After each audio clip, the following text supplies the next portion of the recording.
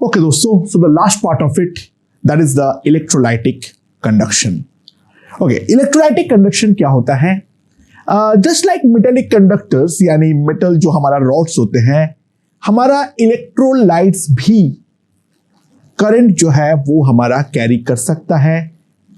That electrolyte may be a molten state or it may be in aqueous state, that really doesn't matter. वो current carry कर सकता है due to the movement of ions. ठीक है, और हम ये जानते हैं जो सेल के अंदर हमारा करंट जो है that moves from anode to cathode. ठीक है, करंट का डायरेक्शन हम क्या लेते हैं? आई जो है that is the direction of movement of positive ion या फिर opposite to the direction of movement of the negative ion. That is the direction of the current that is taken into consideration. ठीक है, अच्छा, first point ये है, जो metallic conduction है तो वहां पर हमारा I is due to movement. I is due to the movement of free electrons. I जो है वो हमारा फ्री इलेक्ट्रॉन्स पे जो है वहां पर उस चीज के ऊपर डिपेंड करता है. ठीक है, and whereas in electrolytic conduction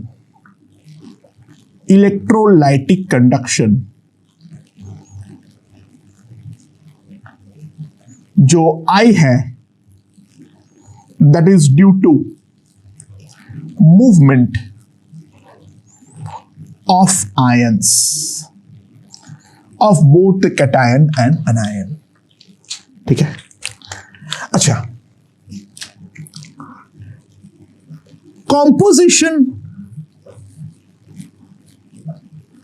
of metal. Composition of metal does not change due to metallic conduction,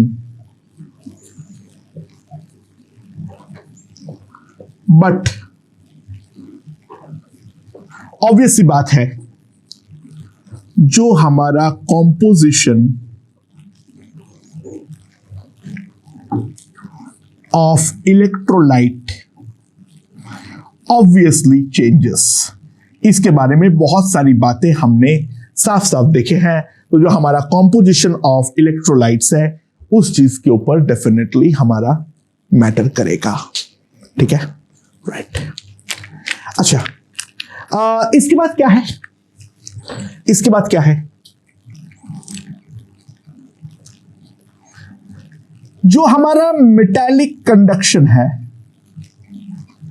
metallic conduction हमारा डिपेंड करेगा, हम जानते हैं, length, area and the nature of metal.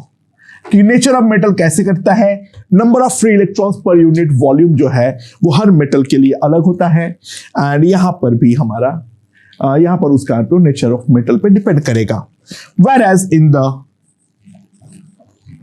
Electrolytic conduction, ठीक है, इलेक्ट्रोलाइटिक कंडक्शन, ये भी हमारा length, area and nature of electrolyte पर हमारा डिपेंड करेगा. कौन सा इलेक्ट्रोलाइट है, उसका कंसंट्रेशन क्या है, उन सारे चीजों पर हमारा डिपेंड करने वाला है. इसके अलावा अगर मैं टेम्परेचर बढ़ाता हूं तो मेटालिक कंडक्शन हमेशा डिक्रीज करता है. इसके रीजन को लेकर हम फिजिक्स में और विस्तार में चर्चा करेंगे, पर मोटे मोटे तौर पे बता दे रहा हूं. उसका मेन रीजन ये है इलेक्ट्रॉन जैसे जैसे तुम गर्म करोगे, इलेक्ट्रॉन्स का जो वाइब्रेशन है वो वाइब्रेशन बढ़ेगा, तो जो हमारा कर्नल्स है उसके साथ कलिजन, कर्नल्स मतलब जो पॉजिटिव कर्नल्स है उसके साथ मेरा कलिजन जो है वो इलेक्ट्रॉन का इंक्रीज करेगा, और उस कारण पे जो ओवरऑल कंडक्शन है वो मेरा हमेशा डिक्रीज करेगा। ठीक है। और on the other hand temperature जैसे ही मैं बढ़ाऊंगा तो इलेक्ट्रोलाइटिक कंडक्शन जो है वो हमेशा इंक्रीज करता है। उसका मेन रीजन ये है, उसका जो विस्कोसिटी है वो विस्कोसिटी हमारा डिक्रीज करता है। ये मेन रीजन है। इसका एक अलावा माइनर रीजन भी है। टेम्परेचर बढ़ाने पर जो आयनिक कंपाउंड्स है उसका डिग्री ऑफ डिसोसिएशन हमारा बढ़ता है, जिस कारण पे number of ions per unit volume जो है वो हमारा डेफिनेटली इंक्रीज करता है। ठीक है। अच्छा, तो what is the electrolytic cell? तो मान लो हमारे पास यहां पर एक इलेक्ट्रोलाइटिक सेल जो है वो हमारा क्रिएटेड है। सो ये है हमारा दो इलेक्ट्रोलाइट का प्लेट्स। ठीक है, ये है हमारा दो इलेक्ट्रोलाइट का plates. Basically they are the electrodes, and यहां पर हमारा बैटरी कनेक्टेड है। So left one is going to be the cathode and right one is going to be the anode, और इसके बीच में हमने इलेक्ट्रोलाइटिक सॉल्यूशन को डाल रखे हैं। ठीक है। अच्छा, ये जो हमारा एरिया है that is equals to the common projection area, that is the common projection area of plates. ठीक है, that is the common projection area of the plates. And इस दोनों के बीच में जो हमारा सेपरेशन है उसको हम बोलते हैं L। तो L is equals to the separation of plates. अच्छा, हम ये मानते हैं जो हमारा इलेक्ट्रिक फील्ड लाइंस है इसके अंदर, वो इलेक्ट्रिक फील्ड लाइंस वो केवल और केवल इन दोनों के बीच वाले रीजन पे ही एग्जिस्ट करता है, and what we are get is always a parallel electric field lines. What we always get is the parallel electric field lines. ठीक है, जिन्होंने कैपेसिटर पढ़ लिए हो, बेसिकली हम इन दोनों के बीच में हम एक कैपेसिटर जो है वो हम कंसीडर करते हैं। It is the higher potential and it is the lower potential. तो बेसिकली अगर हम ध्यान दें, इलेक्ट्रिक फील्ड लाइंस हमारा इस तरीके से एग्जिस्ट करेगा। तो ऑब्वियस सी बात है, जो हमारा इलेक्ट्रोलाइट है उस इलेक्ट्रोलाइटिक सॉल्यूशन का जो रेजिस्टेंस होगा that will be proportional to L by A। ये इफेक्टिवली बीच वाला पार्ट एक रॉड की तरह काम कर रहा है, तो रेजिस्टेंस का फॉर्मूला तो वही रहेगा। This is nothing but the resistance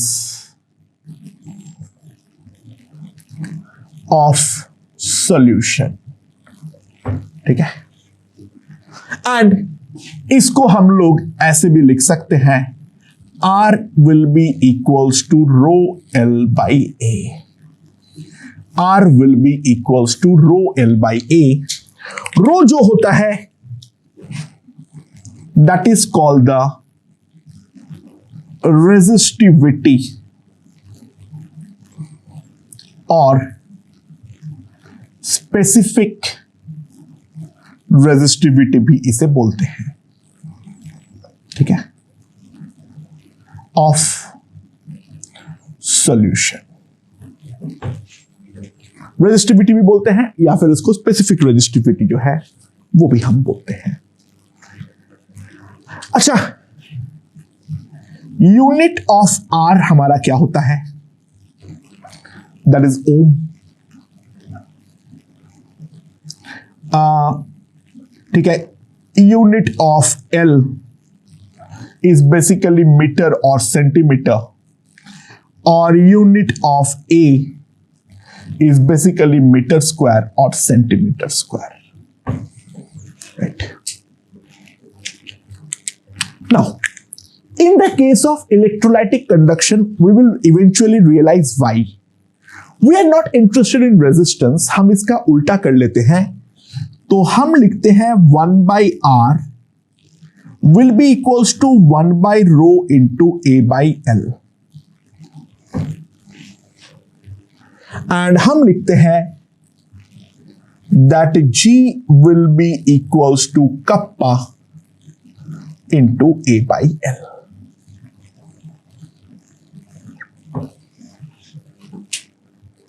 ठीक है, तो G को हम क्या बोलेंगे? G को हम बोलते हैं the conductance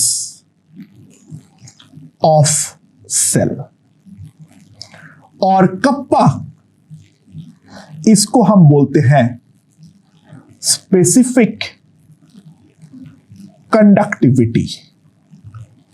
it is called the specific conductivity of the cell. Right. अच्छा, तो हम क्या लिखते हैं, ध्यान दो. Kappa is equals to G into L by A.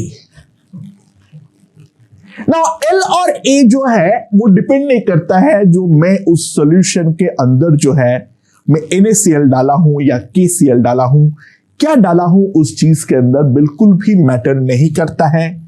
तो L by A remains constant for a cell. तो इस कारण पे इस चीज का हम एक नाम देते हैं, that is called the cell constant C. That is called the cell constant C. तो मेरे पास जो कप्पा आ गया है, that kappa is equals to G into the cell constant. So the specific conductivity, अच्छा specific conductivity को बहुत लोग specific conductance भी बोलते हैं. कंडक्टेंस कंडक्टिविटी दोनों टर्म को इतना ज्यादा सेम तरीके से यूज करता है. The only way of determining सामने वाला बंदा बोल क्या रहा है, look for the unit, otherwise there is no other way. तो this is the cell constant.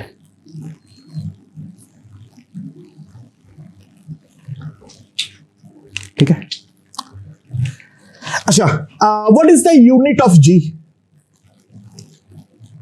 Unit of G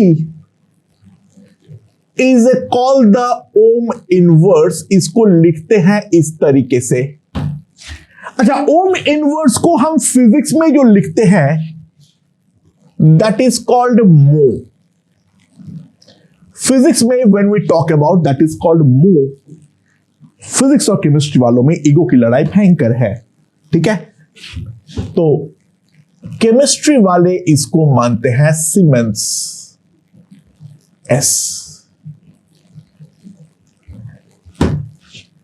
जी का जो यूनिट होता है that is inverse of resistance, that's called ohm inverse. Unit भी उसका उल्टा ही बना देते हैं, मो, और केमिस्ट्री वाले उसको हम बोलते हैं सीमेंस. ठीक है. So unit of a cell constant C is basically, if we see centimeter inverse or meter inverse, तो unit of a kappa is Siemens centimeter inverse or Siemens meter inverse. This is in the case of CGS and this is in the case of SI. This is in the case of CGS and this is in the case of SI. इस वाले chapter में, ठीक है, फर्क तो कुछ नहीं पड़ता है, but we are pretty much interested in the CGS part तो ये बेसिकली यूनिट हमारा काम का होता है। कप्पा का यूनिट जो होता है that is siemens centimetre inverse. ठीक है, राइट। अच्छा, सो फार सो गुड। नाउ ध्यान दो, if L is equals to 1 centimeter and A is equals to 1 centimeter square, तो कप्पा जो आएगा that will be equals to G। L अगर 1 सेंटीमीटर और A अगर 1 सेंटीमीटर है तो बेसिकली जो हमारा वॉल्यूम होगा that will be equals to 1 centimetre cube. मैं सीजीएस के बारे में बात कर रहा हूं, एसआई में ऑटोमेटिकली वैसे ही बात हो जाएगा। ठीक है, समझ में, एसआई में ऑटोमेटिकली बात हो जाएगा। But I recommend in this chapter deal with CGS, वो वाला यूनिट ज्यादा फायदेमंद होता है। बाकी अगर एसआई में यूनिट दिया भी है उसको सीजीएस पे पहले कन्वर्ट कर लो। हम जो यूज टू करेंगे अपने आप को वो सीजीएस यूनिट के लिए करेंगे। एसआई में अगर कोई चीज का यूनिट जो है वो हमारा दिया हुआ है तो बेस्ट रिकमेंडेशन ये रहता है जो उसको पहले सीजीएस में कन्वर्ट कर लो और कन्वर्ट करते हुए फिर प्रॉब्लम पे आगे बढ़ो। We don't basically deal with SI in this particular part. क्यों नहीं करते हो सर? देखो, इसका मेन रीजन होती है आदत के कारण। तुम जैसे ही बुक्स देखोगे, ठीक है, बुक में प्रॉब्लम्स देखो, कोई भी बुक उठा लो, उस पे जो प्रॉब्लम्स देखोगे या एनसीईआरटी खोल के देख लो, basically the most of the problems they deal in the CGS. मैं भी तो कभी स्टूडेंट था, सुनने में हैरानी हो सकती है, बट था। सो प्रैक्टिस जो हुई थी मेरा वो सीजीएस के साथ ही हो गया था। तुम्हारा भी इवेंचुअली वही होने वाला है। अब देखो, कोई एक में हम सारे फॉर्मूला रटेंगे, दो सिस्टम के लिए अलग अलग फॉर्मूला रटवाने का कोशिश करना शुद्ध बेवकूफी है। उसमें तुम भयंकर तरीके से कंफ्यूज होंगे और एक सिस्टम के बदले दूसरे सिस्टम में तुम फॉर्मूला लगा के आओगे और फिर -1 खा के आ जाओगे एग्जाम पे। तो फॉर्मूला तो हम कोई एक सिस्टम के लिए रटेंगे। सो इट्स बेटर जो हम 90% प्रॉब्लम्स जिस टर्म्स में होता है उसका फॉर्मूला रटे, तो हमारा एफर्ट 90% केस पे बचेगा। 10% केस में हमें एफर्ट डालने की जरूरत पड़ेगी। मैं स्ट्रेस क्यों दे रहा हूं, बात को समझो, क्योंकि लोग यहां पर दोनों सिस्टम के बीच में भयंकर कंफ्यूज होता है और स्पेशली ज्यादातर चैप्टर में वी डील विथ एसआई और फिजिक्स वाले लोगों के लिए तो एसआई और ज्यादा फायदेमंद होता है। But I seriously recommend in this chapter go for the CGS, that is much more beneficial. Okay, so volume अगर मेरा 1 सेंटीमीटर है तो इसके मतलब मैं क्या बोलूंगा? हम ये बोलेंगे दैट द स्पेसिफिक कंडक्टेंस, ठीक है, या स्पेसिफिक कंडक्टिविटी, कप्पा, और बहुत लोग सिग्मा भी लिखते हैं, of an electrolyte is conductance of 1 centimeter cube of electrolyte when it is a conductance of 1 centimeter cube of electrolyte when plates are placed 1 centimeter apart। अच्छा, क्वेश्चन में ये 1 centimetre apart वाला बहुत बार दिया हुआ नहीं रहेगा। Actually this is understood for us. बहुत जगह पे ये चीज हमारा साइलेंट रहेगा, अनलेस स्टेटेड, तो हम हमेशा ही मानेंगे जो हमारा ये प्लेट्स है वो हमारा 1 सेंटीमीटर अपार्ट ही रखा हुआ है। ये एजम्पशन तो हमारा रहेगा ही रहेगा। ठीक है, सो यहां पर आते हुए मैंने यहां पर दो चीजें पहले बताया हूं। एक है ये कप्पा का ये वाला चीज, और दूसरा जो इंपॉर्टेंट है वो है मेरा इंपॉर्टेंट ये वाला डेफिनेशन तो ट्राई टू अंडरस्टैंड, मैं ये वाला चैप्टर में कोशिश करता हूं जो जितना ज्यादा फॉर्मूला को हम अवॉइड कर सकते हैं, मैं ये पूरा चैप्टर बेसिक डेफिनेशन से प्रॉब्लम सॉल्व करता हूं। इस चैप्टर में मैं फॉर्मूला नहीं रटवाता हूं क्योंकि उससे कुछ फर्क नहीं पड़ता है, और फॉर्मूलाज में थोड़े बहुत थाउजेंड्स वगैरह का टर्म आता है, जिस कारण पे प्रॉब्लम ये होती है, जो बहुत बार हम अप्लाई करने पर कहां पे 1000 ऊपर था 1000 नीचे था, इस चक्कर में बहुत बार गड़बड़ियां हो जाती है। बेसिक डेफिनेशन से प्रॉब्लम सॉल्विंग बेस्ट रहती है, and we will deal with that properly. ठीक है, आगे बढ़ते हैं, लेट्स सी। अच्छा, जी ऑफ अ सॉल्यूशन, ठीक है, is a measured experimentally via Wheatstone Bridge। Wheatstone Bridge एक क्लासिक चीज है। Wheatstone Bridge के थ्रू जो है वो हमारा, उसके थ्रू हम जी जो है वो मेजर कर सकते हैं, एंड एक बार जी मेजर हो जाए हम आसानी से कप्पा जो है वो भी हम मेजर कर सकते हैं। ठीक है, अच्छा, जी जो है वो हमारा लेंथ, एरिया, इन सब चीजों पर डिपेंड करता है। पर ध्यान देना, kappa depends only on electrolyte, कौन सा इलेक्ट्रोलाइट लिए हो, और जो मेरा टेम्परेचर है उस टेम्परेचर के ऊपर। ठीक है, बाय द वे इलेक्ट्रोलाइट मतलब मैं दोनों बात कर रहा हूं, I am discussing about its nature as well as the concentration, कौन है और कितना कंसेंट्रेशन के है, उन दोनों चीज के बारे में हम बात करने वाले हैं। राइट, अच्छा, कंडक्टेंस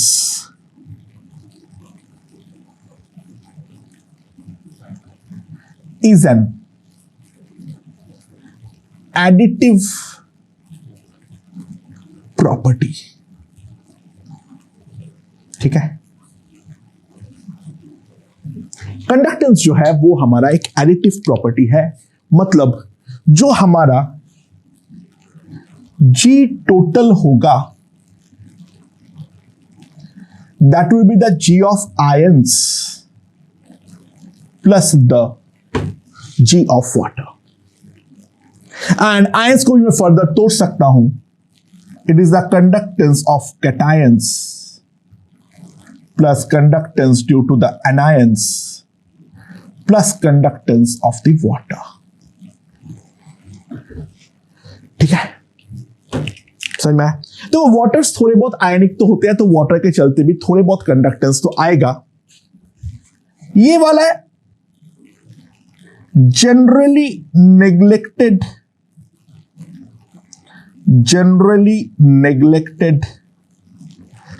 unless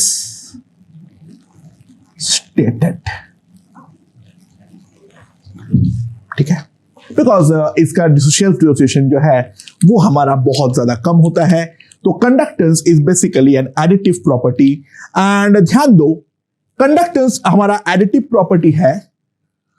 राइट, सो मैं अगर यहां पर देखना चाहूं तो कप्पा मैं क्या लिख सकता हूं, जी को मैं क्या लिख सकता हूं, kappa divided by cell constant, यानी kappa total into A by L, kappa cation into A by L, kappa anion into A by L plus kappa water into A by L. A by L जो है वो पूरे में से काट दो तो हमारा जो टोटल कप्पा आएगा, kappa anion plus kappa water. Okay, बच्चों के मन में अभी तक एक सवाल उठ के आ सकता है, जो सर फिजिक्स में हम रेजिस्टेंस को लेकर बात करते हैं और उस कारण पे फिजिक्स में, क्योंकि हम बचपन से पढ़ रहे हैं, 9-10 से पढ़ रहे हैं, तो 9-10 से पढ़ने के कारण हम रेजिस्टेंस के साथ यूज्ड टू है। कंडक्टेंस तो कुछ भी नहीं है, रेजिस्टेंस का उल्टा ही तो है। अब इसके लिए कंडक्टेंस के लिए पढ़ा रहे हो, अब रेजिस्टेंस के लिए क्यों नहीं पढ़ाना चाह रहे हो? ध्यान दो, रेजिस्टेंस में दो प्रकार के फॉर्मूला थे। एक है रेजिस्टेंस कनेक्टेड इन सीरीज और दूसरा जो है that is resistance connected in parallel.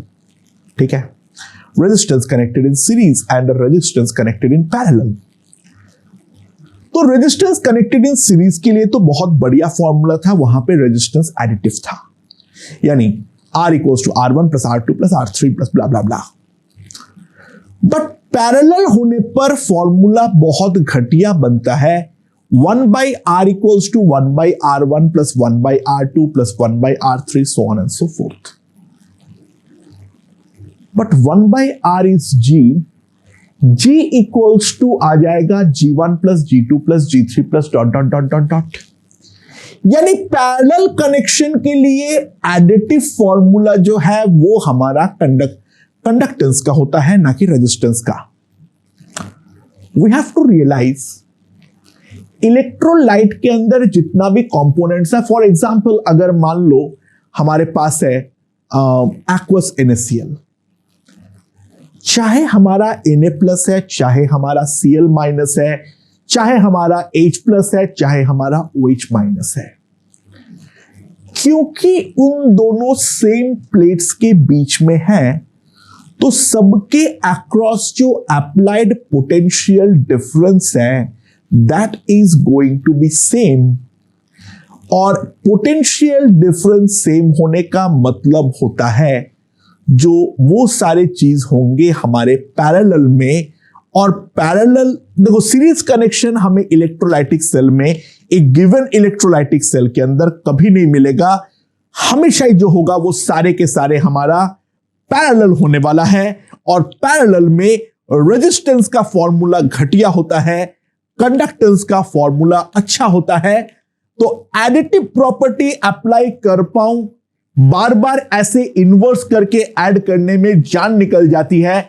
बहुत सिंपल बोल रहा हूं, 1/2, 5 और 7 का पैरेलल निकाल के देखो, उसी में तुम्हें सफिशिएंट टाइम लगने वाला है।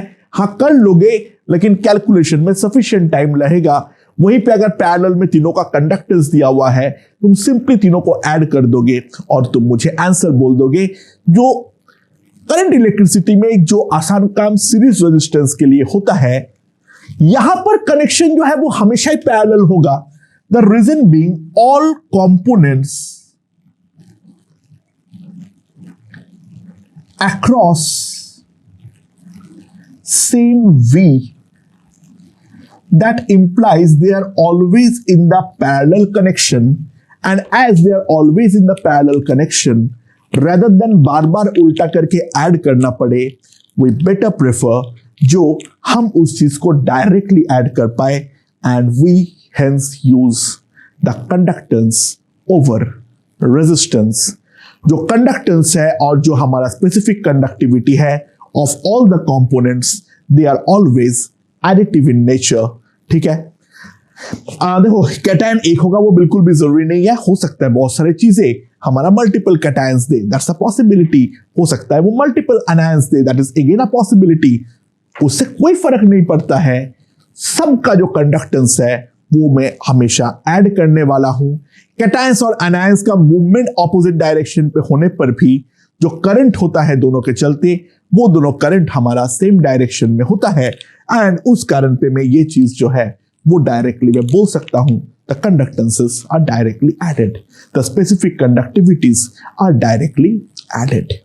ओके ओके दोस्तों, so now we are going to define the molar conductance lambda m। Molar conductance हम दोनों के लिए डिफाइन करते हैं for an electrolyte complete and as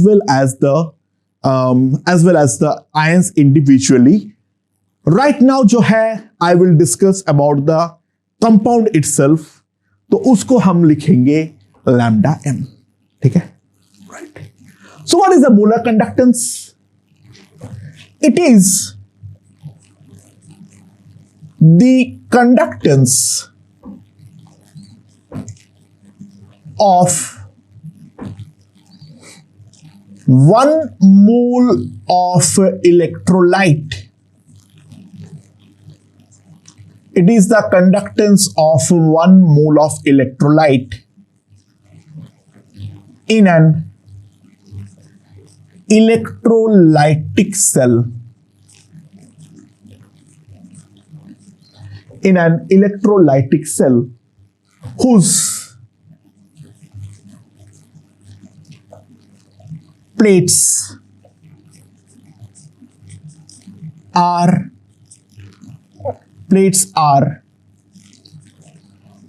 at a unit separation. It is the conductance of 1 mole of electrolyte in an electrolytic cell whose plates are placed at an unit separation. ठीक है? Right. So that is the molar conductance for a given electrolyte. हमें 1 मोल electrolyte जो है वो हमें डालना है और वो इलेक्ट्रोलाइट डालने पे जो हमारा कंडक्टेंस है, जो हमारा क्रिएट होगी, प्लेट्स हमारा 1 सेंटीमीटर 1 यूनिट दूरी पे होना चाहिए. So that is called the lambda M. Right. अच्छा, now G is equals to हम लिख सकते हैं kappa into L by A. Right. समझ में आया? सो मान लो फॉर, मैंने क्या लिख दिया, सॉरी मैंने क्या लिख दिया, उल्टा लिख दिया. Kappa is equals to G into L by A. Right. So, for molar conductance,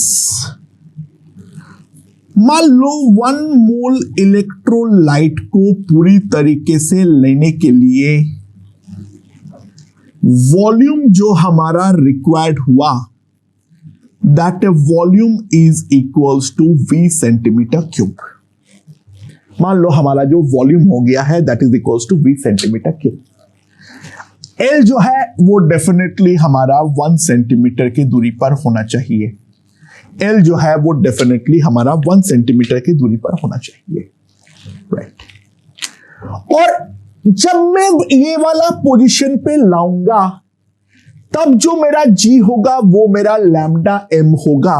तो L अगर 1 सेंटीमीटर है, वॉल्यूम अगर मेरा V सेंटीमीटर क्यूब है, तो एरिया जो होगा 1 सेंटीमीटर स्क्वायर. तो L मेरा 1 सेंटीमीटर, A मेरा V centimetre square.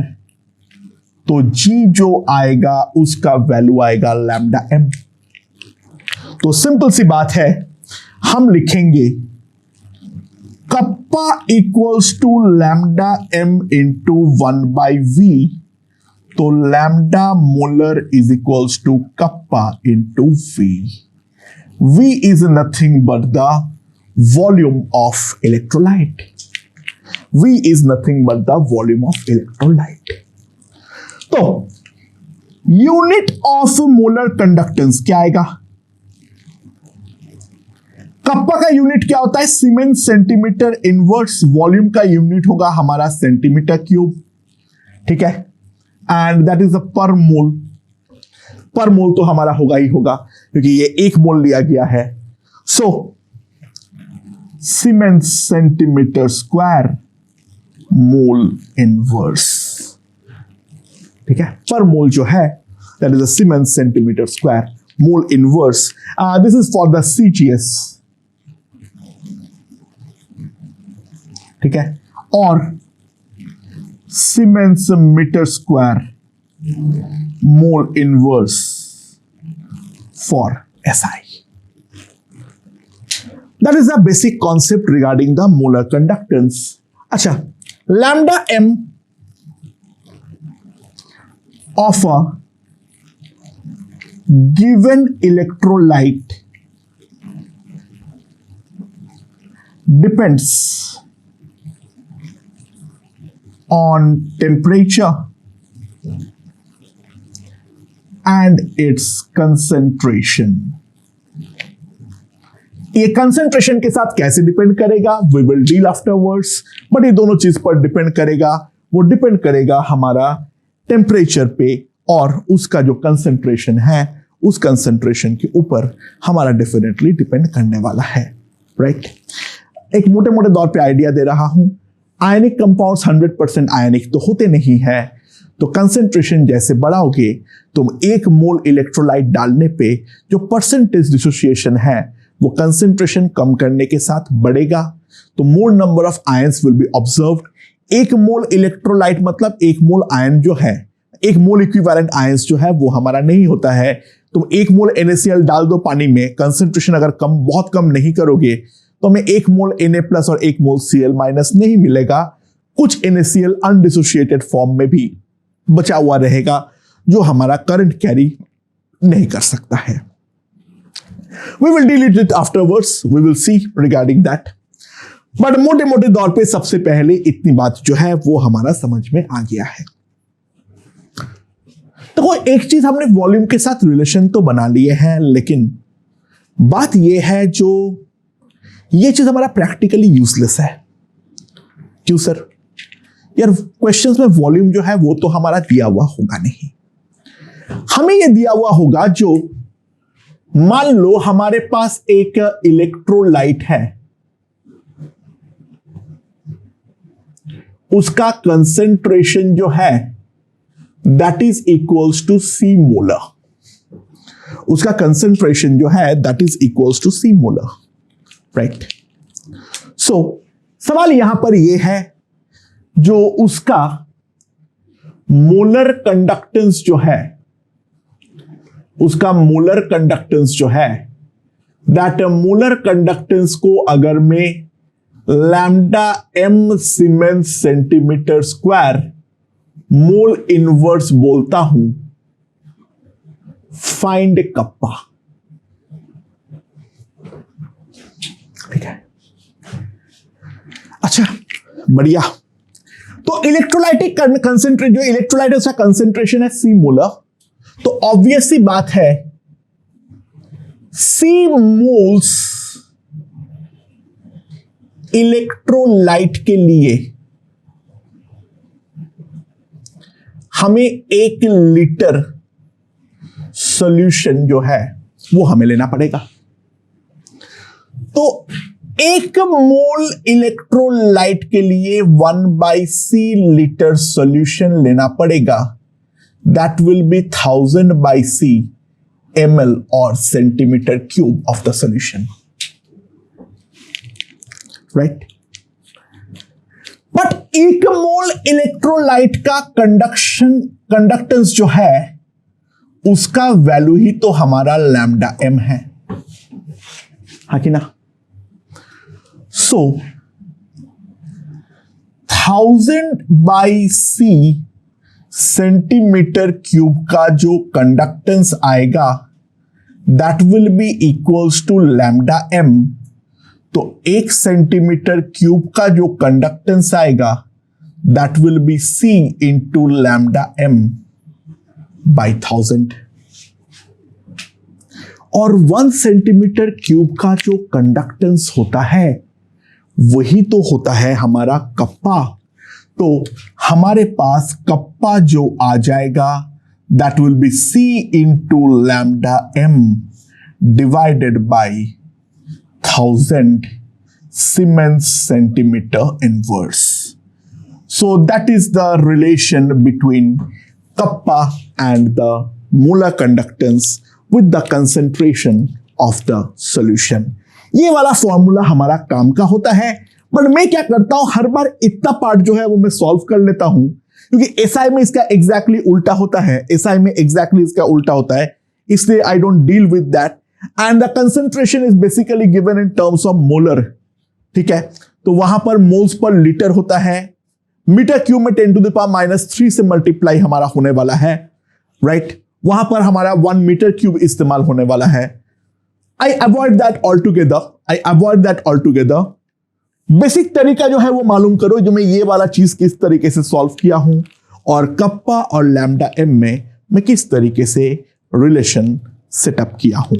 Okay okay दोस्तों, सो अगला जो हम डिफाइन करेंगे that is called the equivalent conductance. ठीक है, again that will be defined for both compounds and ions. Right now I am interested in compounds. So lambda equivalent क्या होता है? तो it is a conductance of one equivalent of electrolyte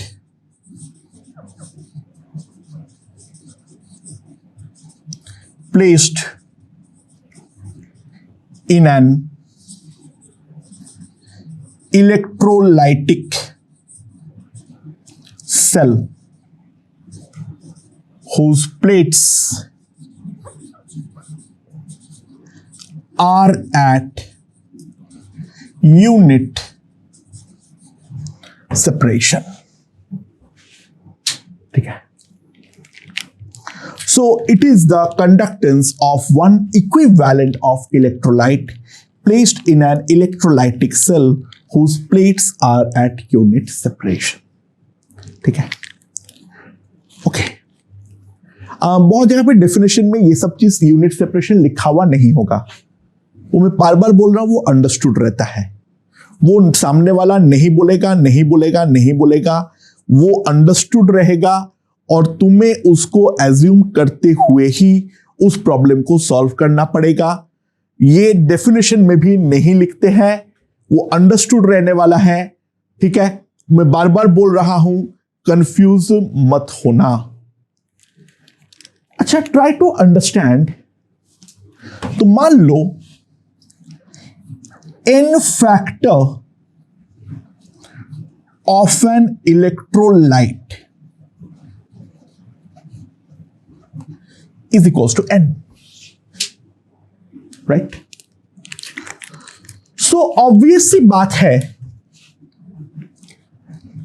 एक मोल मतलब है n equivalents.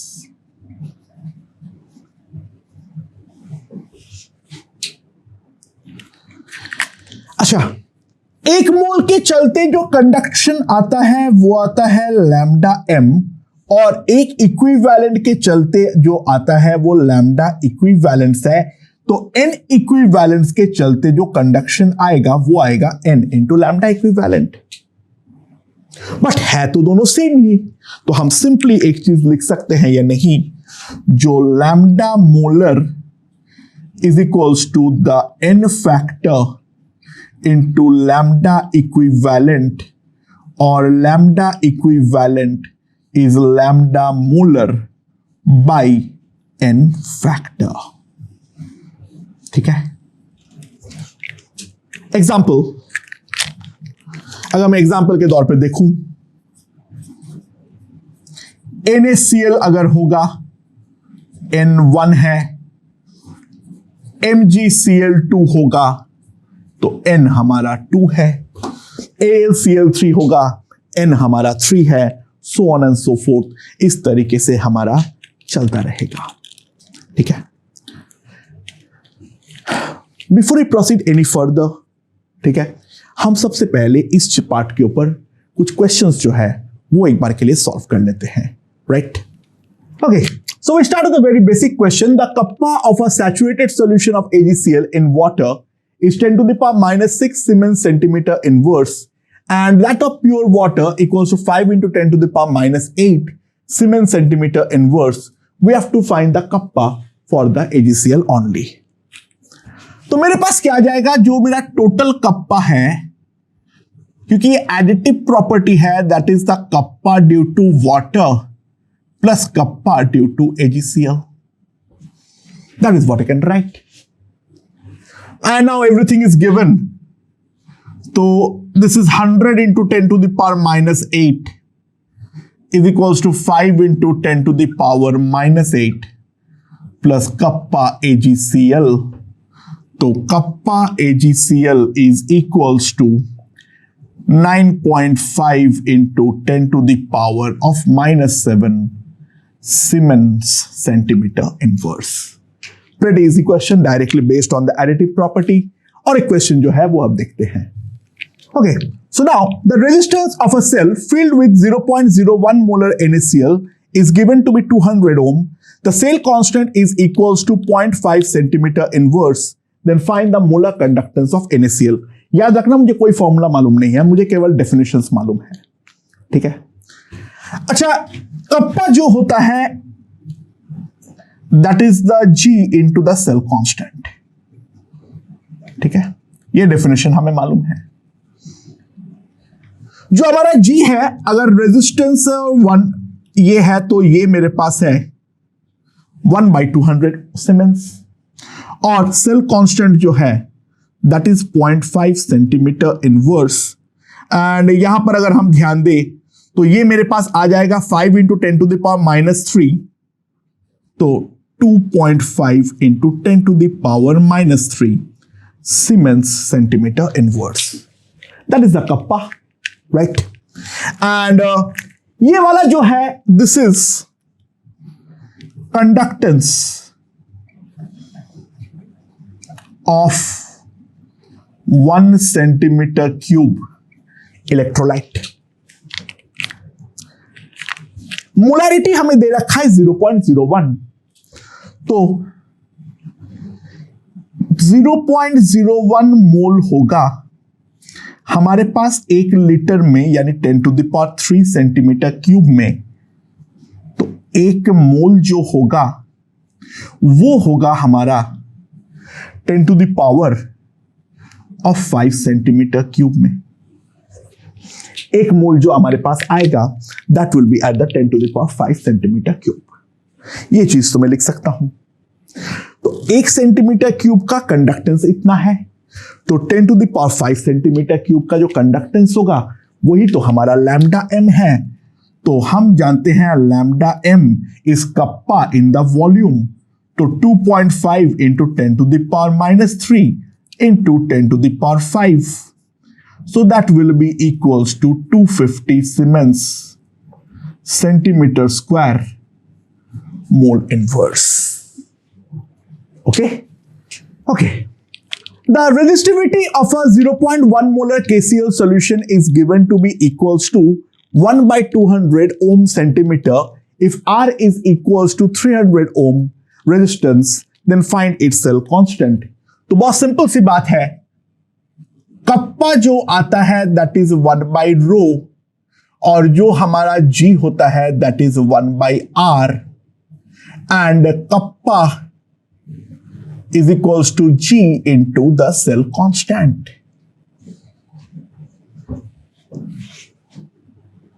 सो kappa यहां पर जो हमारे पास आ रखा है दैट इज 1/200. G जो हमारे पास आ रखा है that is 1/300, that into cell constant. तो सेल कांस्टेंट C जो हमारे पास आएगा that will be 3/2 centimetre inverse. Okay okay, so this is a question asked in the JEE advanced. Let's see, तब IIT JEE था. R resistance of an electrolytic cell filled with 0.1 molar KCl is 100 ohm. If the same cell is filled with 0.02 molar KCl, the R is coming out to be 520 ohm. Given the kappa of 0.1 molar KCl is 1.3 Siemens inverse, calculate the cell constant kappa and the molar conductance of 0.02 molar KCl. Obviously बात है, दे नहीं रखा है, तो एक बात तो ये है, जो we neglect any contribution from water. We neglect any contribution from water. पहले तो ये बात को हम ढंग से समझ लेते हैं. अच्छा, सबसे पहले इंपॉर्टेंट है ये वाले यूनिट को मैं इस पे कन्वर्ट कर लूं तो kappa of 0.1 molar KCl will be, अच्छा दिस इज क्या है मेरे पास, siemens metre inverse, this is the siemens metre inverse. तो मीटर इनवर्स को अगर मुझे सेंटीमीटर इनवर्स पे कन्वर्ट करना है तो मैं क्या करूंगा, this is 1.3 siemens by 1 metre, 1 metre is 100 centimetre, तो 1.3 divided by 100 siemens centimetre inverse, that is 1.3 into 10 to the power minus 2 siemens centimetre inverse. हम इस तरीके से आसानी से कन्वर्ट कर लेंगे क्योंकि उससे हम यूज टू है, राइट। तो जिस चीज का इंफॉर्मेशन मालूम है उस चीज पर आ जाओ। कप्पा जो है वो 0.1 मोलर के लिए दे रखा है और 0.1 मोलर के लिए रेजिस्टेंस जो है वो हमारा दे रखा है 100 ओम। तो 0.1 मोलर KCl डालने के बाद जो हमारा G होगा that will be 1/100 siemens, right. तो हमारे पास जो आएगा that is kappa is equals to G into the cell constant C। So 1.3 into 10 to the power of minus 2, 1/100 into C, तो C मेरे पास आ जाएगा 1.3 centimetre inverse. That is what I can get. Cell constant जो है वो तो मैंने तुरंत निकाल दिया। अब दूसरे वाले पार्ट पे आ जाओ, 0.02 मोलर। तो जब मैं 0.02 मोलर KCl डालूंगा तो G जो है वो है मेरा 1/520 सीमेंस। तो जो मेरा कप्पा आएगा, जो मेरा कप्पा आएगा, that kappa is coming out to be equals to 1/520 into 1.3, right? So that will come out to be equals to 1/400. That will come out to be equals to 1/400. तो 1/400 अगर हम ध्यान दें तो 2.5 into 10 to the power of minus 3 Siemens centimeter inverse. That is the kappa that we are going to get. मेरे ख्याल से ये समझ में आ गया होगा। तो right, any problem, any issues? नहीं। ओके, तो अब हम लोग क्या करने वाले हैं? अब हम लोग क्या करने वाले हैं? अब मैंने सही तो किया हूं ना? हाँ, सही किया, कैलकुलेशन सही है। ये मेरा कप्पा है, तो एक जो पार्ट था कप्पा निकालने का वो तो मैं कर दिया हूं, और अब जो है लैम्डा निकालना है। तो ऑब्वियस सी बात है 0.02 मोल हमारे पास है 10 to the power 3 centimetre cube में। तो एक मोल जो हमारे पास आएगा वो 10 to the power 3 by 0.02 centimetre cube, यानी 5 into 10 to the power of 5 into 10 to the power 4 centimetre cube में आएगा। सो 1 सेंटीमीटर क्यूब का कंडक्टेंस इतना है, तो इतना सेंटीमीटर क्यूब का कंडक्टेंस कितना आएगा? तो लैम्डा मोलर जो हमारे पास आएगा that will B 2.5 10 to the power minus 3, 5 into 10 to the power of 4, so that will be equals to 125 Siemens centimeter square mole inverse. That will be 125 Siemens centimeter square mole inverse. That will be the molar conductance of the, that will be the molar conductance of the KCl solution, जिसका molarity है 0.02। अच्छा, ध्यान देना, lambda molar हमारा concentration पे depend करता है। अगर हम फाइंड करना चाहते हैं lambda molar of KCl of 0.1 molar, तो हमारे पास कितना आएगा? सबसे पहले अगर उसके बारे में देखें। अच्छा, तो यहां पर जो है वो मेरे पास है 0.1 मोल है 10⁻³ सेंटीमीटर क्यूब में। तो 1 मोल होने पर 10⁻⁴ सेंटीमीटर क्यूब चाहिए होगा, राइट। और ये मेरे पास जो है वो है मेरे पास 1.3 इंटू 10⁻⁻²। तो ऑब्वियस सी बात है लैम्डा मोलर जो हमारे पास आएगा 1.3 into 10⁻⁻² into 10⁻⁴, that will be 130 Siemens centimetre square mole inverse. बहुत ही वाहियात डेटा है, बहुत इंपॉसिबल सा डेटा है। कंसंट्रेशन बढ़ाने पर यहां पे हमारा कंडक्टेंस कम हो रहा है, ये एक्चुअली पॉसिबल नहीं है। खैर, उन्होंने जब डेटा दिया था उनको वेरीफाई करने के लिए तो बोला ही नहीं था। लेकिन मैं एक चीज बता रहा हूं, इन दोनों का लैम्डा एम बिल्कुल ही अनरिलेटेड है। दो अलग अलग कंसंट्रेशन का लैम्डा एम को तुम इस्तेमाल कर ही नहीं सकते हो। वो दोनों में डायरेक्टली किसी भी प्रकार का कोई संबंध जो है वो हमारा नहीं होने वाला है। तो दोस्तों, मोटे मोटे तौर पे जो बेसिक डेफिनेशंस था वो बेसिक डेफिनेशंस हम यहां पर समाप्त करते हैं। अब हम लोग के 2-3 इंपॉर्टेंट फैक्टर्स हैं जो कंसंट्रेशन के साथ बदलाव किस तरीके से होता है, आयंस का कंडक्टेंस क्या होती है, उन सब चीजों को लेके हम डिटेल्स में अब डिस्कस करने वाले हैं, राइट।